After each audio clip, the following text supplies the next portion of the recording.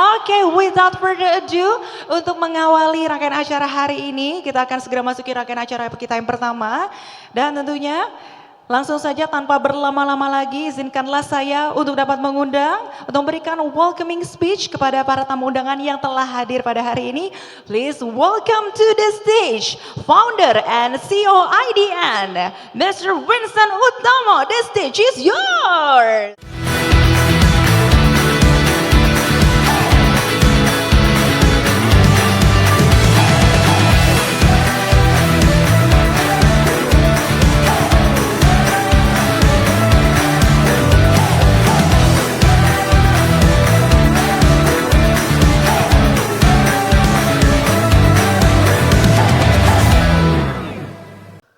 Selamat pagi hadirin semua yang saya hormati.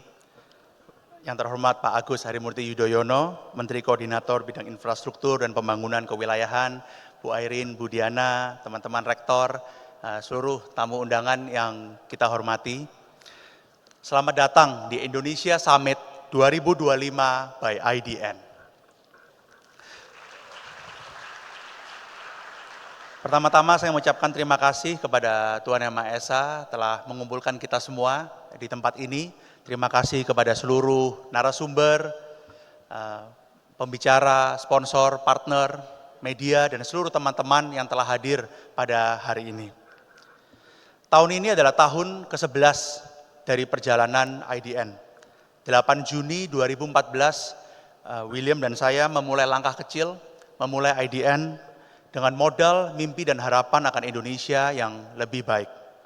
Seiring waktu berjalan, perjalanan kita dipenuhi dengan tantangan, jatuh bangun, namun juga pencapaian-pencapaian yang baik. Tahun 2025 juga bukanlah tahun yang mudah. Kita semua, termasuk di IDN, juga menavigasi berbagai tantangan yang kompleks. Tetapi di tengah tantangan inilah kita harus tetap optimis. Stockdale paradox, sebuah mindset yang kita coba terapkan setiap harinya. Bagaimana kita menghadapi kenyataan dan semua kesulitan, namun tetap memiliki optimisme bahwa di akhir kita akan melewati ini semua dan mencapai keberhasilan. Dalam 11 tahun terakhir, IDN Times sebagai media pertama kita, dan sekarang kita telah berevolusi ke berbagai sektor. Dari media, live streaming, idol group, music festival, film, creators, dan masih banyak lagi bisnis yang kita jalani sekarang. Tujuan utama dari acara hari ini adalah untuk generasi muda Indonesia, untuk teman-teman semua. Kita semua di sini adalah bagian dari Indonesia Emas 2045. Generasi milenial seperti saya, generasi Z seperti teman-teman semua, memegang peran yang sangat penting. Kita bukan hanya penonton, tapi juga pelaku utama dalam perubahan. 5 tahun ke depan, kedua generasi ini bakal sekitar 68% dari populasi Indonesia. Indonesia akan mencapai puncak bonus demografi, di mana 68% populasi berada di usia produktif.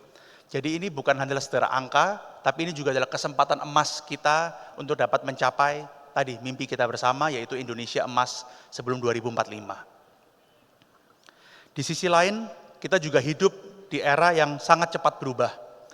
Tahun ini adalah tahun yang sangat berbeda, di mana artificial intelligence, otomasi, dan teknologi baru sedang mendefinisikan ulang cara kita bekerja, cara kita berkarya, cara kita belajar, dan cara kita hidup. Ini seperti internet di awal tahun 2000-an, di mana orang mengira ini akan menjadi tren sesaat, di mana orang mengira internet tidak akan bertahan lama dan dunia akan kembali ke tahun 90-an dan sebelumnya. Tetapi enggak, internet adalah bagian dari kehidupan kita sampai sekarang. Dan ini juga yang akan terjadi dengan teknologi artificial intelligence, otomasi, dan berbagai teknologi baru lainnya. Di mana ini akan menjadi bagian dari yang tak terpisahkan bagi kehidupan kita.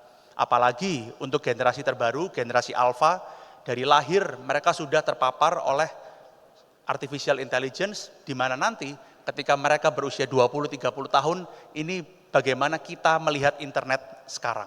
Jadi seperti bagian yang tak terpisahkan dari kehidupan kita.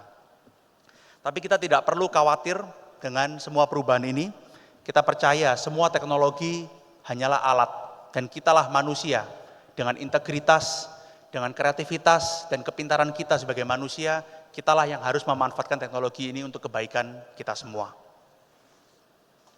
Dan bayangkan bila Indonesia bukan hanya menjadi pengguna aplikasi, tapi kita bisa menjadi pencipta aplikasi. Bukan hanya pembeli teknologi, tapi kita juga bisa menjadi penjual ide dan inovasi. Yang sering kita lihat teman-teman semua adalah Indonesia yang menariknya 270-280 juta penduduk, kita hanya dilihat sebagai negara konsumen. Kita dilihat sebagai, oh, it's a good market. Orang masuk ke Indonesia, konsumennya banyak. Tapi kita juga tidak boleh terlena, karena pada akhirnya yang penting adalah bagaimana kita tidak hanya menjadi negara yang import, tapi negara yang ekspor. Import bukan saja barang, tapi juga import kreativitas, bagaimana kita bisa ekspor kreativitas dan teknologi. Ini adalah tantangan kita jika negara lain bisa, dan kenapa kita tidak bisa. Jadi kita harus sebagai generasi muda percaya bahwa kita harus jadi negara yang produktif, negara yang menghasilkan karya-karya yang dapat dinikmati oleh penduduk tidak hanya di Indonesia tapi juga di luar Indonesia. Dan tidak ada mimpi besar yang dapat kita wujudkan sendirian, gotong royong adalah DNA dari Indonesia. Dan hari ini gotong royong berevolusi menjadi kolaborasi lintas generasi, lintas industri dan lintas pemikiran. Dan ini bukan hanya mimpi kita semua, ini bukan hanya mimpi William, mimpi saya, mimpi Timi di IDN, ini adalah mimpi kita semua di Indonesia. Sebagai generasi muda, kita memiliki tanggung jawab untuk berkontribusi kepada negara kita. Jadi mari kita bertanya, apa yang kita bisa berikan untuk Indonesia, dan bukan apa yang Indonesia bisa berikan untuk kita. Akhir kata, jika kita terus bergerak, berkarya, bekerja bersama-sama, dan bersatu, mimpi Indonesia yang lebih maju pasti akan tercapai. Bukan hanya untuk hari ini, tapi untuk generasi mendatang, untuk generasi muda Indonesia. One step at a time for a better Indonesia, selangkah demi selangkah untuk Indonesia yang lebih baik. Sekali lagi terima kasih hadirin semua yang saya hormatin. Selamat menikmati Indonesia Summit 2025 by IDN. Tepuk tangan yang paling meriah, terima kasih banyak kami ucapkan kepada Bapak Winston, luar biasa sekali untuk welcoming speech-nya, sangat memotivasi tentunya untuk future leaders yang hadir di sini ya. Jadilah generasi produktif yang menghasilkan karya untuk Indonesia yang lebih baik. Boleh saya minta tepuk tangannya jika Anda setuju semuanya? Luar biasa sekali. Baik Bapak dan Ibu, untuk selanjutnya kita akan mendengarkan tentunya presentasi yang sangat luar biasa. Future Leaders, generasi milenial dan juga Gen Z adalah kelompok demografi yang sering disorot karena keduanya mendominasi pasar tenaga kerja dan pasar konsumen. Berbeda dengan generasi-generasi sebelumnya, generasi milenial dan juga Gen Z lahir dan tumbuh di era ketika teknologi berkembang pesat, sehingga cara pandang dan tantangan yang dihadapi keduanya berbeda juga dengan generasi sebelumnya. Di tahun 2025 ini bagaimana sikap dan juga persepsi generasi milenial dan juga Gen Z terhadap isu-isu sekitarnya? Apa yang membedakan dengan sikap dan juga persepsi mereka di tahun-tahun lalu? Sebentar lagi kita akan mengetahui semua melalui Indonesia Millennial and Gen Z Report 2026 yang akan dipaparkan oleh founder and COO IDN. Ladies and gentlemen, please welcome to the stage Bapak William Utomo.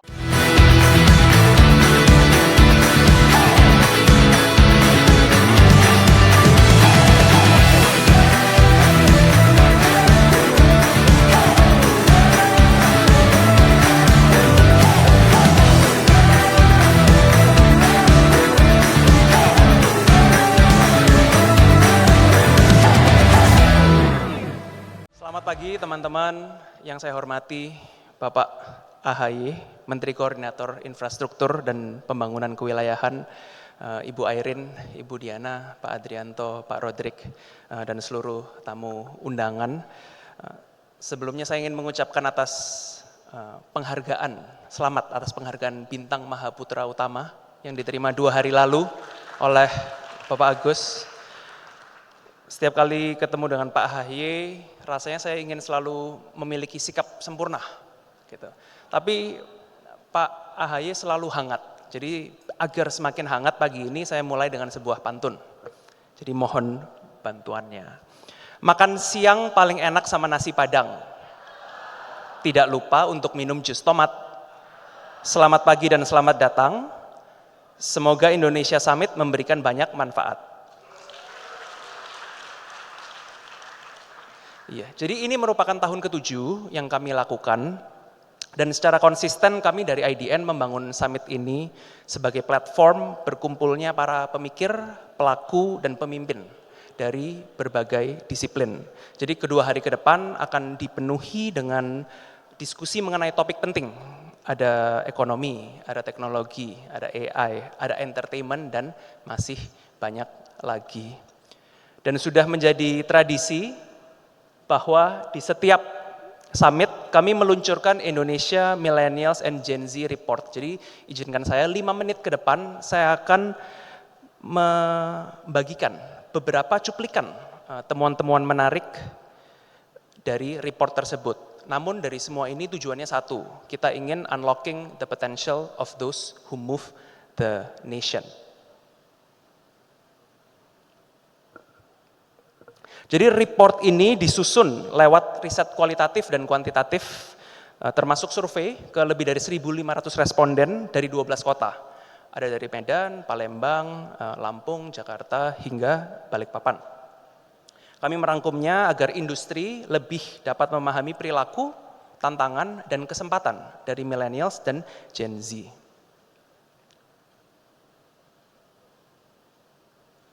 Jadi ada 6 bagian yang kami bahas, mulai dari personal values and family, finances and consumption, hingga topik yang paling hot, Gen Alpha. Yang pertama, millennials cenderung melihat hidup lewat lensa tanggung jawab dan memiliki pola asuh yang lembut dan terstruktur. Sedangkan Gen Z lebih banyak dipengaruhi tekanan dan membangun hubungan emosional sebagai dasar gaya hidup mereka. Sehingga ini mempengaruhi cara mereka menabung, cara mereka bekerja, dan cara mereka menghadapi stres. 65% anak muda Indonesia mengkonsumsi konten keagamaan tiap minggu lewat YouTube atau media sosial. Ritual pun menjadi semakin modular. Doa singkat, kelas online, hingga komunitas digital. Spiritualitas menjadi fleksibel, menjadi lebih personal, dan selalu bisa diakses. Sukses bagi millennials dan Gen Z bukan lagi soal jabatan. Mereka mencari harmoni, mereka mencari ruang finansial yang memberi ketenangan, mereka mencari pekerjaan yang selaras dengan nilai pribadi, dan lingkungan kerja yang aman secara emosional. Jadi 4 pilar ini yang membentuk definisi sukses dalam kehidupan bekerja. Dalam hal keuangan, millennials lebih menekankan manajemen resiko lewat tabungan dan asuransi. Sementara Gen Z lebih condong pada fleksibilitas, pay later, dan produk digital first yang mengikuti gaya hidup mereka. Ini merupakan 10 bank yang paling diandalkan millennials dan Gen Z dalam mengelola keuangan mereka. Kepercayaan terhadap bank tetap menjadi fondasi utama dalam rasa aman dalam finansial. Di sisi lain ini adalah 10 asuransi yang paling dipercaya. Bagi generasi muda, asuransi bukan sekedar produk, tetapi jaminan perlindungan dan ketenangan. BNPL, Buy Now Pay Later, sudah menjadi layanan finansial yang digunakan hampir semua anak muda. Fleksibilitas pembayaran ini membantu akses, meski juga bisa menambah beban tersembunyi. 6 dari 10 Gen Z mengaku belajar skill baru secara online. Sementara Gen Alpha memadukan offline dan online dalam aktivitas belajar. Mereka menyukai konten yang singkat, interaktif, dan berbasis komunitas kreator. Platform favorit adalah YouTube, TikTok, dan aplikasi edukasi seperti Duolingo atau Coursera.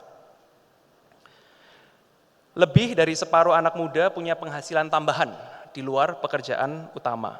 Side job bukan cadangan, melainkan blueprint untuk keamanan finansial dan kebebasan kreatif. Mereka berjualan online, menjadi kreator, hingga mengajar dan streaming game. Budaya Indonesia semakin sering menembus panggung global. Ini ranahnya Ibu Wamen, Ibu Airin. Mereka selalu menembus panggung global tanpa kehilangan akar lokalnya. Tahun ini kita melihat film animasi Jumbo yang lahir dari cerita rakyat. Tahun ini kita melihat girl group international Papillon. Semuanya membawa DNA Indonesia ke dunia. Festival musik Pesta Pora kini menjangkau Malaysia di bulan lalu dengan lebih dari 30.000 penonton di National Stadium Bukit Jalil. Dan Kopi Tuku dari Cipete sekarang sudah memiliki gerai di Amsterdam. Jadi ini merupakan produk lokal, bukti bahwa produk lokal bisa relevan sekaligus mendunia.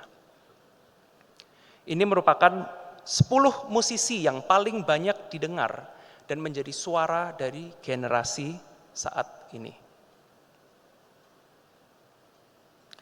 Dua genre yang paling sering merajai box office, pertama tetap slice of life yang dekat dengan keseharian, dan kedua tetap horor yang membawa mitos lokal dengan daya tarik nasional. Ini merupakan 10 film terpopuler di Indonesia tahun ini yang mencerminkan selera sekaligus identitas penonton masa kini. TikTok kini menjadi aplikasi yang paling dominan, dibuka pertama kali di pagi hari hingga terakhir sebelum tidur. Dari platform ini lahirlah fenomena microdrama atau drama pendek. Drama dengan episode 1-2 menit yang cepat, emosional, dan semakin digemari anak muda. Ini bukti bahwa konten pendek semakin menjadi genre baru yang membentuk budaya pop di Indonesia. Millennials dan Gen Z menyuarakan politik dengan cara yang berbeda. Meme, hashtag, konten singkat, satir. Isu serius dikemas dalam bentuk ringan, mudah dibagikan, dan cepat viral. Bagi mereka, politik adalah ruang ekspresi yang setara dengan dunia kreatif.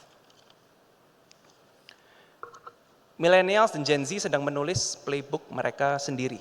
Mereka mendefinisikan sukses lewat keamanan emosional, multi-income, wellness, dan kehidupan digital.